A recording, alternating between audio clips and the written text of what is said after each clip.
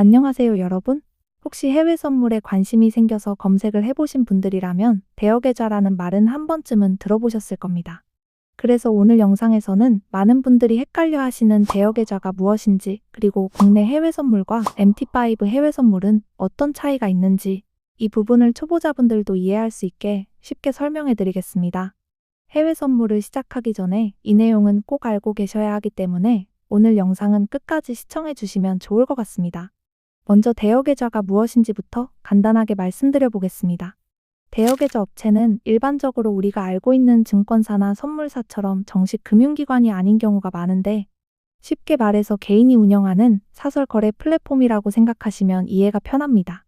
이런 업체들은 보통 문자 메시지나 카카오톡, 텔레그램 또는 SNS 같은 곳을 통해 투자자들을 모집하는 경우가 많고, 채팅방에 들어가 보면 가짜 수익 인증, 현금 1,000만 원 지급 이벤트, 손실금 페이백 이벤트 같은 메시지들이 계속 올라오는 경우를 보신 분들도 있을 건데요. 보통 이런 걸 보면 나도 한번 해볼까? 이 정도면 나도 부자 될 것 같은데 등의 생각으로 해외 선물에 관심을 가지시는 분들이 많이 계십니다. 하지만 여기서 가장 조심하셔야 하는 건 대부분의 대여업체들은 자체적으로 만든 HTS 프로그램을 설치하도록 유도하여 거래를 진행하게 하는데, 겉으로 보면 국내 증권사 프로그램처럼 비슷하게 만들어져 있고, 국내 증권사와는 다르게 적은 증거금으로도 높은 계약수로 거래를 하실 수가 있기 때문에 쉽게 거래를 시작하시는 분들이 많습니다. 그리고 이제 막 입문하시는 분들은 앞서 말씀드린 현금 1,000만 원 이벤트, 손실금 페이백 이벤트 같은 말에 속아 거래를 시작하시는 분들도 많이 계십니다. 또한 이 거래 시스템이 실제 시장과 연결되어 있지 않은 경우가 많고, 실제로는 시장 거래가 아닌 내부 시스템에서만 움직이는 구조일 수도 있다는 것입니다. 이런 경우에는 갑자기 사이트 접속이 안 된다거나 출금이 지연되고, 심한 경우에는 아예 연락이 끊겨버리는 피해 사례도 실제로 발생하고 있습니다. 그래서 해외 선물을 처음 시작하시는 분들은 이런 부분을 반드시 알고 계셔야 합니다. 그렇다면 대여계좌 말고 해외 선물을 거래하는 방법은 뭐가 있을까요? 대표적으로 두 가지 방법이 있습니다. 첫 번째는 국내 증권사를 이용하는 방법이고, 두 번째는 메타트레이더를 이용하는 방법입니다. 먼저 국내 증권사를 통해 해외 선물을 거래하는 방법부터 말씀드리겠습니다. 국내 증권사를 이용하면 가장 큰 장점은 신뢰도와 안정성입니다. 예를 들어 키움증권이나 삼성증권, 나무증권 같은 국내 증권사를 통해 해외 선물 거래가 가능합니다. 다만 단점이 하나 있는데, 그건 바로 증거금이 높은 편이라는 점입니다.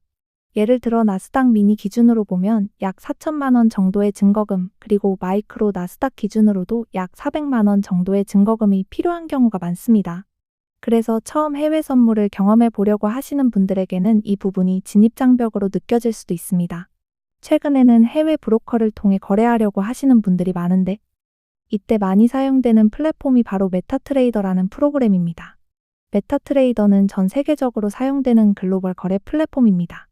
구글 플레이 스토어나 애플 앱 스토어에서도 쉽게 다운로드가 가능하고, 이미 해외에서는 많은 트레이더들이 사용하는 대표적인 거래 프로그램 중 하나입니다.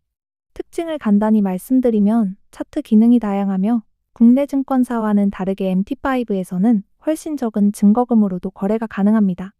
나스닥 기준으로 보면 1계약은 약 100만 원, 0.1계약은 약 10만 원, 0.01계약은 약 1만 원 수준의 소액으로도 시장에 참여할 수 있습니다. 그리고 모바일 거래 지원, 여러 가지 분석 도구들도 사용할 수 있다는 장점이 있습니다. 그래서 해외에서는 메타트레이더 플랫폼을 통해 매매하는 트레이더들이 대부분입니다. 정리를 해보면 해외 선물 거래 방식은 대여계좌 그리고 국내 증권사, 해외 브로커 이렇게 세 가지로 나눌 수 있습니다.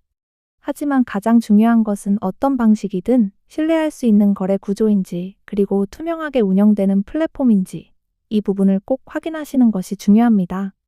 저의 브로커 선정 기준으로는 적은 스프레드, 여러 가지 지원 이벤트, 안전한 입출금 등의 문제를 가장 중요하게 생각합니다. 그래서 저는 위와 같은 요건이 모두 충족하는 해외 브로커를 이용해 매매를 진행하고 있습니다. 혹시 브로커 선정에 어려움을 느끼시는 분들이 계신다면 영상 하단에 나와 있는 링크를 통해 1:1 문의 주시면 도움드리도록 하겠습니다. 오늘 영상에서는 많은 분들이 헷갈려 하시는 대표적인 세 가지 거래 방식의 차이를 간단하게 설명드려 봤습니다. 혹시 해외 선물을 처음 시작하시려는 분들이라면 오늘 말씀드린 내용이 조금이라도 도움이 되셨으면 좋겠습니다. 영상 하단 더보기란에는 해외 선물 계좌 개설 방법 및 입출금 방법과 모바일 이용 방법 등을 업로드 해놨으니 관심 있으신 분들은 확인해 보시면 좋을 것 같습니다. 오늘 영상이 도움이 되셨다면 구독과 좋아요 부탁드리겠습니다. 지금까지 시청해 주셔서 감사합니다.